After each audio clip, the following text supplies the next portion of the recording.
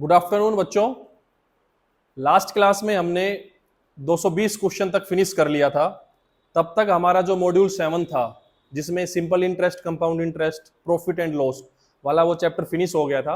अभी इस क्लास में अपना एक नया चैप्टर स्टार्ट होगा। उस मॉड्यूल या चैप्टर का नाम है एस्टिमेशन एंड कॉस्टिंग। बेटा उसको हिंदी में बोलते हैं अनुमान एंड लागत, अनुमान और लागत। मान लो कि हमें एक रूम बनाना है, इसके बारे में हमें एस्टिमेशन एंड कॉस्टिंग बनानी है। तो इसके अंदर कितनी सीमेंट, कितनी बजरी, कितनी ईंट लगेगी, कितना सरिया लगेगा, कितना लोहा लगेगा, कितनी लकड़ी, कितना इसके फर्नीचर में खर्चा आएगा, कितना वायरिंग में खर्चा आएगा, प्लम्बर के काम में कितना खर्चा आएगा, और कौन कौन से स्टैंडर्ड पैरामीटर लेते हैं, इसके बारे में पहले ही उसके बारे में आइडिया लगाना वो कहलाता है बेटा एस्टिमेशन। उसके बाद जो जो कॉस्ट, उसकी जो कॉस्ट, करंट ईयर का हिसाब से उसकी हम कॉस्ट लेंगे, उसका एक लिस्ट तैयार करेंगे हम, उसको बोलते हैं बेटा एस्टिमेशन एंड कॉस्टिंग। यानी कि हमने एस्टिमेशन भी लगा लिया कि भाई कौन कौन सा सामान चाहिए, कैसी क्वालिटी चाहिए, कितनी क्वांटिटी में चाहिए, फिर उसके बाद उसकी कॉस्ट कितनी पड़ेगी।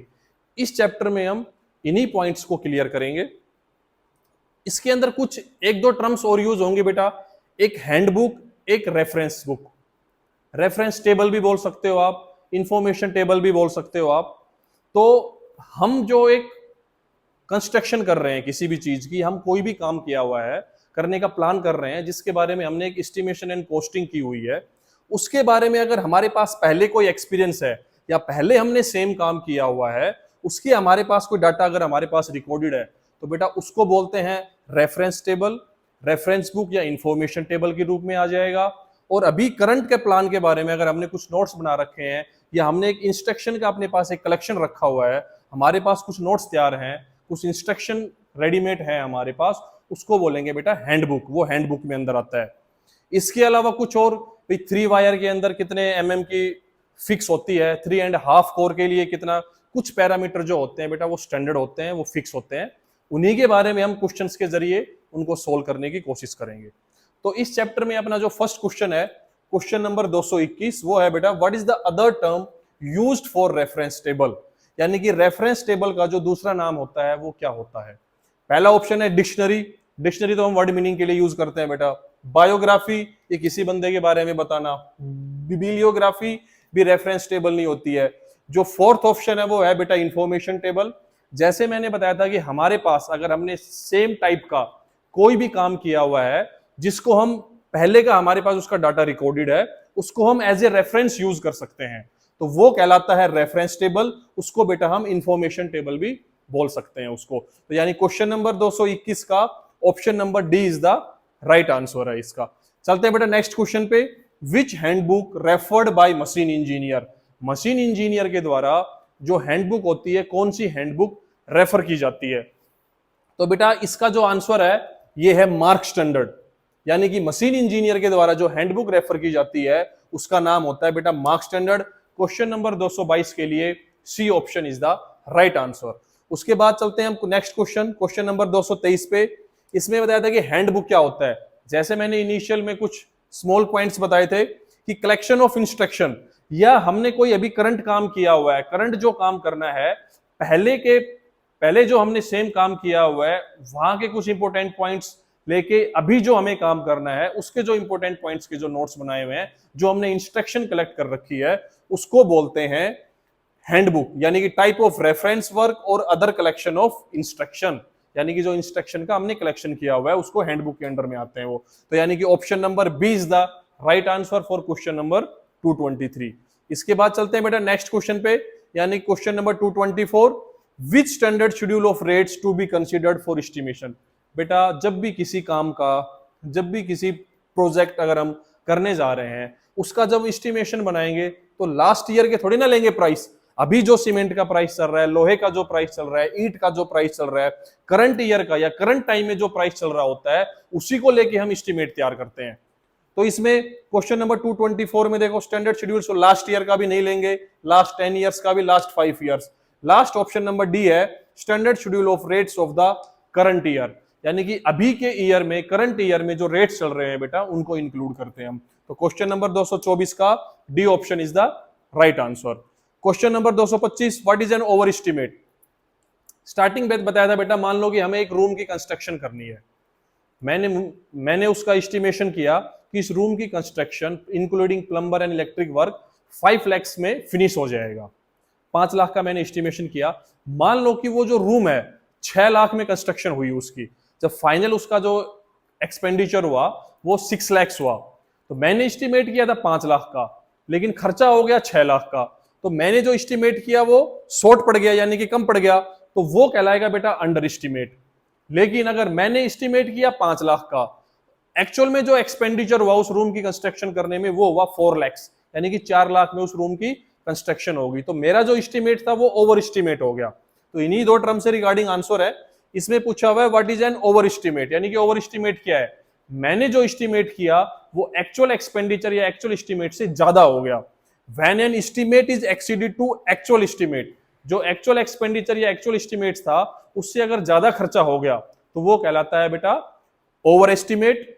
उसके बाद अंडर एस्टिमेट वाला, स्लाइड ऊपर करना सर इसको, 226 question, what is A under estimate, यानी कि हमने जो एस्टिमेशन किया, मैंने किया रूम का 5 लाख में और एक्चुअल में जो रूम की कंस्ट्रक्शन हुई वो हुई 6 लाख में। तो मेरा एक्सपेंडिचर शॉर्ट पड़ गया ना, मेरा जो एस्टिमेशन था वो शॉर्ट पड़ गया, तो वो हो जाएगा बेटा अंडर एस्टिमेट। इसमें देखो ऑप्शन में network started an estimate perfectly match हो गया तो अंडर एस्टिमेट नहीं होगा। N estimate is fail short of actual estimate, यानी कि जो हमने एस्टिमेट किया था वो एक्चुअल एस्टिमेट से शॉर्ट पड़ गया, तो वो हो गया बेटा अंडर एस्टिमेट। अगर एक्सीडेड हो जाएगा तो वो तो बेटा हम लास्ट क्वेश्चन पढ़ चुके हैं कि वो हो जाएगा ओवर एस्टिमेट। तो क्वेश्चन नंबर 226 का C option is the right answer है बेटा। उसके बाद चलते हैं question number 227, what is the term used for the method of calculating various quantities and expenditure on a particular job, यानी कि जब हम क्वांटिटीज, जब कोई हमें कंस्ट्रक्शन करनी है या कोई भी काम करना है उसके रिगार्डिंग में क्वालिटीज, क्वांटिटी, भाई कौन सी क्वालिटी लगानी है, कौन सी क्वांटिटी लगानी है, और उसके एक्सपेंडिचर यानी कि कॉस्टिंग के बारे में, एक पर्टिकुलर जॉब के बारे में उसका क्या बोलते हैं। जैसे कि इस चैप्टर का नाम है एस्टिमेशन एंड कॉस्टिंग, तो एस्टिमेट को बोलेंगे बेटा एस्टिमेशन, यानी कि जो मेथड जो होगा जिसके अंदर हम क्वांटिटीज का और एक्सपेंडिचर का एक पर्टिकुलर जॉब को करने के लिए जो टर्म यूज करेंगे वो होगा बेटा एस्टिमेशन। यानी क्वेश्चन नंबर 227 का A option is the right answer. चलते हैं बेटा नेक्स्ट क्वेश्चन में, question number 228, what is the main factor to be considered while preparing a detailed estimate. जब हमें कोई एस्टिमेट डिटेल में बनाना है तो उसके लिए मेन फैक्टर क्या क्या होगा, जैसा कि हम पढ़ चुके हैं, क्वालिटीज, क्वांटिटीज, क्वांटिटी अवेलेबिलिटी की, उस सामान की अवेलेबिलिटी है कि नहीं, कितनी क्वांटिटी में सामान लगेगा, और ट्रांसपोर्टेशन ऑफ द मटेरियल, यानी कि उस मटेरियल का ट्रांसपोर्ट से रिगार्डिंग इंफॉर्मेशन, जो एक्सपेंडिचर होगा उसका एस्टिमेट लगाना उसका। तो क्वेश्चन नंबर 228 का बेटा C option is the right answer. जब हम कोई एस्टिमेट बनाएंगे, डिटेल्ड में एस्टिमेट बनाएंगे, तो उसमें क्वांटिटी भी इंक्लूड होगी, एक्सपेंडिचर भी इंक्लूड होगा, अवेलेबिलिटी भी इंक्लूड होगी, ट्रांसपोर्टेशन का जो सिस्टम होगा, ये सारे जो सिस्टम होंगे वो इंक्लूड होंगे बेटा, इनके बारे में सारे जो पैरामीटर, जो इंफॉर्मेशन होगी। फिर चलते हैं हम क्वेश्चन नंबर 229 में। इसमें लिखा हुआ है which authority publishes schedule of rates, कि कौन सी जो अथॉरिटी होती है वो रेट को शेड्यूल करती है। तो बेटा ऑप्शन इंडिविजुअल भी कोई नहीं करता, कोऑपरेट भी नहीं करती है, पार्टनरशिप फर्म भी नहीं करती है, बेटा गवर्नमेंट डिपार्टमेंट जो होता है, यानी कि जो गवर्नमेंट होती है वही एक ऐसी अथॉरिटी होती है जो कि शेड्यूल ऑफ रेट्स को जारी करती है, यानी कि रेट के बारे में इंफॉर्मेशन, करंट इंफॉर्मेशन या रेट्स की अपडेशन देती है, या फिर करंट रेट्स की इंफॉर्मेशन हमें देती है। तो इसका ऑप्शन होगा डी। क्वेश्चन नंबर 229 का बेटा D option is the right answer. बेटा नेक्स्ट क्वेश्चन है question number 230, what is the name of a booklet the rate of various terms are indicated. भाई वो कौन सी बुकलेट होती है जिसके अंदर वेरियस टर्म्स, मतलब काफी जो टर्म होती है उनके रेट इंडिकेट होते हैं। जैसे बेटा हम किसी होटल में या रेस्टोरेंट में बच्चों खाना खाने के लिए जाते हैं तो वहां पे जैसे हम मेन्यू मांगते हैं, ऐसे ही जब हम किसी टाइल्स की शॉप पे, सैनिटरी शॉप पे या हार्डवेयर बड़ी शॉप के अंदर जाते हैं जहां पे अभी टाइल्स, बजरी, ईंट वगैरह लेनी होती है, या फिर हम किसी शोरूम के अंदर जाते हैं जहां हमें गाड़ी खरीदनी होती है, तो वहां पे उसी जो मेन्यू होता है उस मेन्यू का नाम चेंज करके, अल्टर करके उसको हम कैटलॉग बोल देते हैं, यानी कि प्राइस कैटलॉग बोल देते हैं। तो इसका जो बुकलेट का जो नाम होगा जिसके अंदर वेरियस टर्म्स के जो रेट लिखे हुए होते हैं बेटा, वो कहलाता है प्राइस कैटलॉग, यानी कि option number D. Question number 230 का बेटा option number D is the right answer. चलते हैं अपने नेक्स्ट क्वेश्चन पे। Question number 231, what is the term for the details of materials, brand name, grade of quality, rating of current end voltage. जब किसी भी equipment या कोई machine के बारे में इतनी सारी इंफॉर्मेशन दी हुई हो, कौन से ब्रांड की है, कैसी क्वालिटी है, उसकी करंट की, वोल्टेज की रेटिंग क्या है, तो बेटा वो आता है उस मटेरियल की स्पेसिफिकेशन के बारे में बता रहा है। जब उसके वोल्टेज, करंट, ब्रांड और उसकी अदर इंफॉर्मेशन दी जाए तो वो बेटा उसके बारे में आता है, उस मटेरियल की स्पेसिफिकेशन बता रहा है, यानी कि उसकी विशेषताएं बता रहे हैं कि क्या क्या स्पेसिफिकेशन है, इसकी क्या क्या विशेषताएं। तो क्वेश्चन नंबर 231 का बेटा B option is the right answer. बेटा नेक्स्ट क्वेश्चन से हम नेक्स्ट क्वेश्चन 232 से हम नेक्स्ट क्लास में करेंगे। तब तक के लिए thank you, have a nice day.